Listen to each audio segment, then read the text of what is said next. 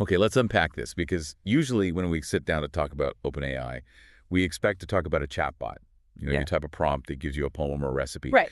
But looking at the updates from this week, January 18th to the 25th, 2026, I feel like we've been looking at the wrong map. We aren't looking at a software company anymore. No, absolutely not. I mean, if you just look at the sheer scale of the announcements, the chatbot label feels almost insulting. It does. We are looking at heavy industry. We're looking at the formation of a utility. It feels less like a Silicon Valley product launch and more like, I don't know, the rollout of the interstate highway system. I mean, just look at the numbers they dropped. Hmm. Two figures specifically made my jaw drop. Okay. First, on January 18th, they confirmed their annualized revenue has hit $20 billion. Which is a tenfold increase in just 2 years. That puts them in the same financial league as companies that have been around for decades. Exactly. But the second number is the one that really sets the stage for this deep dive. They released a roadmap discussing a power plan for 10 gigawatts. 10 gigawatts. I had to look that up. That is not a data center. That is, roughly the electricity consumption of a medium-sized country. It really is, and that's the theme we need to keep in mind here. We're calling this deep dive the industrialization of intelligence. We're moving past the cool demos and looking at how this technology is physically and economically rewiring the world, from the power grid in Wisconsin to rural clinics in Rwanda. So let's start under the hood, because before we get to the power plants in the billions, there was a fascinating technical report released on January 23rd about something called the Codex agent loop. Yes. Now, to me, this felt like the first time they really admitted how the sausage is made when it comes to AI acting like an engineer. It's a really important look behind the curtain. For a long time, the skeptics said, oh, it's just predicting the next word. But this report details the architecture of their Codex command line interface, or CLI, and it explains that the system isn't just generating text, it's operating in a loop. So it's not just one and done. Exactly, it's a cycle. The AI takes your input, it thinks, that's the inference part, and then, crucially, it executes a tool. A tool like what? It might run a shell command, check a file directory, run a test, then it gets the result of that action, feeds it back into itself, and decides what to do next. So it's like it has hands now. It's not just a brain in a jar. You can type into the terminal, see the error message, and then try again. Precisely. But here is where it gets really interesting technically and a bit counterintuitive. The report mentions that this system is stateless. Which usually means it doesn't remember anything, right? Like Dory from Finding Nemo. In a way, yes. Every time it goes through that loop, it has to resend the entire conversation history to the server. The whole thing. Every single time. Every time. It doesn't store your active state on their side between turns.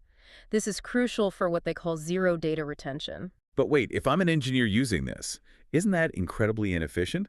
Sending all that data back and forth every few seconds? It is inefficient in terms of data transfer, but think about the client. If you are a major bank or a defense contractor, you do not want OpenAI's servers holding onto your proprietary code in a persistent memory state. Ah, okay. By making it stateless, they ensure that once the loop is closed, the data isn't just sitting on their RAM, they're creating efficiency for security. That makes sense. It's the massive engineering headache to solve a massive trust problem. But speaking of engineering headaches, there was another blog post on January 22nd that, honestly, that blew my mind. It was about how they run ChatGPT. Ah, the PostgreSQL story. Yes.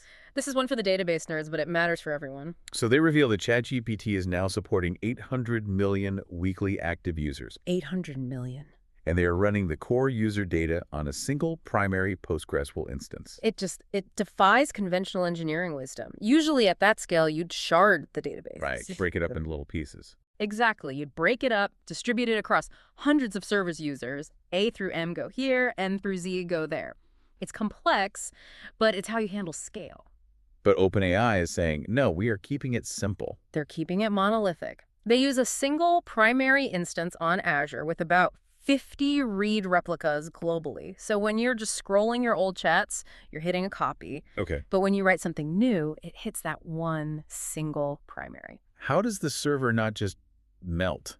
800 million people writing to one place. It's a testament to mastering the basics. They aren't using magic. They are using intense optimization. They mention things like connection pooling and lazy writes. Lazy writes, what's that? Basically, they don't force the database to save every single micro-interaction the millisecond it happens. They kind of queue them up slightly to reduce the pressure. Wow. It proves that standard, boring infrastructure, if you tune it perfectly, can scale to near billion user levels. So the lesson there is before you overcomplicate your architecture, maybe just get really, really good at the fundamentals. Exactly. Don't shard until you absolutely have to. Okay, so that's the engine room. Let's talk about what the user actually sees. Because if you're one of those 800 million people, the experience changed a bit this week. On January 22nd, there was an update to the GPT 5.2 personality. This was a direct response to user feedback. I think people were getting tired of the models being, well, preachy. As an AI language model, I cannot do that. Exactly that. Or getting a 3-paragraph lecture on ethics when you just ask for a simple joke. The update to the default system prompt makes GPT 5.2 instant, much more conversational. How so? It adapts its tone to the context. If you're joking, it jokes. If you're working, it's professional. It's just less rigid. Which is nice because nobody wants to be lectured by their computer. But they're also changing how we browse the web. There was an update to the Atlas browser build 1.206.15.3 to be precise. And the big feature here is the auto search mode. Okay, so how does that change the experience? Well, previously you had to decide, do I search Google for this because I need links, or do I ask ChatGPT because I need an answer? Right. The new auto mode blurs that line. It intelligently switches. If your query needs real-time data, it routes to search. If it needs reasoning or synthesis, it routes to the model. That feels like a direct shot at traditional search engines. It is. It turns searching into just asking. You don't have to worry about the mechanism anymore. And speaking of changing how we interact, we finally got confirmation on the hardware front. Sweepy. The worst-kept secret in Silicon Valley. At Davos on January 21st, Chris Lethane, one of their VPs, confirmed they are on track for a hardware device in the second half of 2026. And this is the collaboration with Jony Ive, right? The guy who designed the iPhone. The very same. Reports are suggesting it's a screenless, voice-first device, and they are targeting 40 to 50 million units. Out of the gate. Right out of the gate. That is incredibly aggressive for a first-generation hardware product. It is, but think about it. Right now, OpenAI is a tenant. They live on Apple's iPhone or Google's Android. With Sweet Pea, they're trying to become the landlord. They want to bypass the screen entirely and own the primary interface between you and, well, the internet. It connects back to that conversational update we just mentioned. If the device has no screen, the AI has to be good to talk to. It can't be robotic. Exactly. You can't skim a lecture with your ears. The software update is preparing the way for the hardware launch. But all of this, the 800 million users, the agents, the voice devices, it all runs on electricity. And this is where we get into what you called the physics of AI. Right. On January 18th, their CFO, Sarah Friar, published a manifesto that I found absolutely fascinating. She basically wrote an equation for the business. It was a very revealing document. She laid out what is essentially a law of scaling for their business model. She showed a near-linear relationship. Roughly 1.9 gigawatts of compute equals 20 billion in revenue. That is such a concrete metric. 1.9 gigawatts equals $20 billion. And it explains why their revenue grew 10x from 2023 to 2025. It matched their compute growth almost perfectly. So for OpenAI, building a massive power plant isn't a cost center. It's a revenue generator. It's a revenue generator. If they build it, the money comes. Which brings us to the Stargate Community plan. Because if you need that much power, you can't just plug into a wall socket. You need to build the grid. And you need to not make enemies while doing it. On January 20th, they announced a $500 billion initiative to build data centers in Texas, Wisconsin, and Michigan. Right. But the community part is the key. They promise to pay their own way. What does that mean practically? It means they are funding the grid upgrades themselves so that, your grandma's electricity bill doesn't go up just because OpenAI moved into town. Okay, that's smart. But the real innovation here is the concept of flexible loads. Flexible loads. Think about a traditional factory, like a steel mill. It runs 24/7. You can't just turn it off without ruining the product. But an AI train cluster is different. You can pause it. So during a heat wave or something. Exactly. OpenAI is proposing that during a heat wave in Texas, when everyone turns on their AC and the grid is stressed, they will pause the data center. They free up that power for homes. So they act like a virtual power plant. They turn the data center from a burden into a grid stabilizer. Precisely. It's a brilliant political and engineering move. They're solving the electron gap to ensure the U.S. can compete with China without alienating local voters. It really emphasizes that industrialization theme. They aren't just writing code, they're managing the national power grid. But let's shift gears to the societal side. Because on January 21st, they released a report with a term I hadn't heard before: capability overhang. This is a crucial concept for anyone listening. The capability overhang is the gap between what the AI can do and what people are actually using it for. And the gap is big. It's massive. They found that power users are utilizing 7 times more thinking capabilities than the average user. What counts as a thinking capability? Complex reasoning, multi-step problem solving, not just write me a poem, but analyze the spreadsheet, find the error, and write a script to fix it. So the average user is just scratching the surface. Barely. And here's where it gets really interesting: the geography of this usage. You'd think the most advanced users are in Silicon Valley or London. But they're not. But they aren't. The report highlighted countries like Vietnam and Pakistan. They are leading the world in per capita use of these advanced agentic tools. That is surprising. Why them? It's likely a leapfrog effect.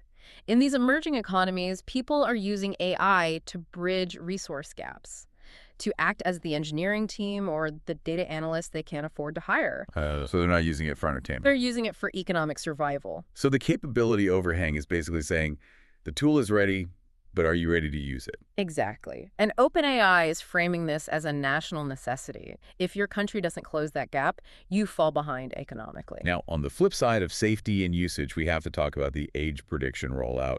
This feels a bit Minority Report. It's a significant shift in safety policy. On January 20th, they rolled this out. Instead of just asking, are you 18, the AI analyzes your behavior. Like how you type, your know, grammar, syntax, topic choice, the time of day you're active.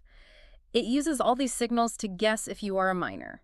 If it thinks you are under 18, it locks down the sensitive content. Why do this now? Because they want to launch adult features. The sources mention they need a safe infrastructure to allow verified adults to access more sensitive or mature content without risking exposure to kids. Right. They can't unblock the internet for adults until they can reliably block it for children. That makes sense. It's the gatekeepers. Yep. And speaking of grown-up business, we have to talk about the partnerships. Because if you want to be a $20 billion company, you need corporate contracts. And the deal with ServiceNow on January 20th is a monster. ServiceNow is one of those companies that runs the world, but nobody talks about it. They handle the workflows for the Fortune 500, IT tickets, HR requests. All of it. The deal integrates GPT 5.2 into 80 billion annual workflows. 80 billion. And the key word here is actionable. We're moving away from just generating text. The AI in ServiceNow won't just tell you how to reset your password. It will go into the database and reset it for you. It's executing tasks. It's executing tasks. And this connects right back to the Codex agent loop we started with. It's the enterprise version of that loop. And this is vital for OpenAI's business stability, I'd imagine. Oh, absolutely. Ad revenue fluctuates. Consumer subscriptions can be canceled. But if you are embedded in the IT infrastructure of every major corporation, you are recession resistant.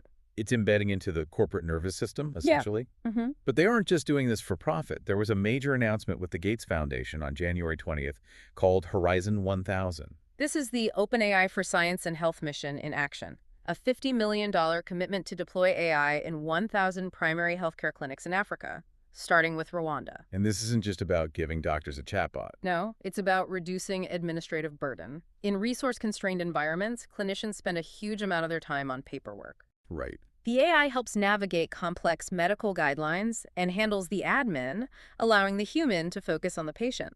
It's a perfect example of closing that capability overhang we talked about, taking the high-level reasoning capabilities and applying them where resources are most scarce. And it serves as a testing ground. If it works in a rural clinic in Rwanda with limited connectivity and high stakes, it proves the robustness of the technology for the rest of the world. So when you look at this week as a whole, January 18th to the 25th, it really feels like a turning point. We started with a research lab, and now we're looking at a company building power plants, integrating with national education systems, and running the IT backbone of the Fortune 500. It's the maturation of the industry. They are building the physical and economic rails for intelligence to flow like electricity. They've moved from, can we build it, to how do we plug the whole world into it? Which brings us back to that idea of the capability overhang. I can't stop thinking about that stat that power users get 7 times more value. It raises an important question for everyone listening. If OpenAI is building this massive industrial machine, this 10-gigawatt brain, what are you doing with it? Right. Are you just chatting? Are you just asking it to write an email? Or are you letting it reason? Because that gap between the chatters and the reasoners is becoming the new digital divide. And as we saw with Vietnam and Pakistan, it's not necessarily the people you expect who are crossing that bridge first. A lot to think about. Maybe time to go check my own usage stats and see if I'm actually a power user or just pretending. Thanks for diving in with us. Always a pleasure.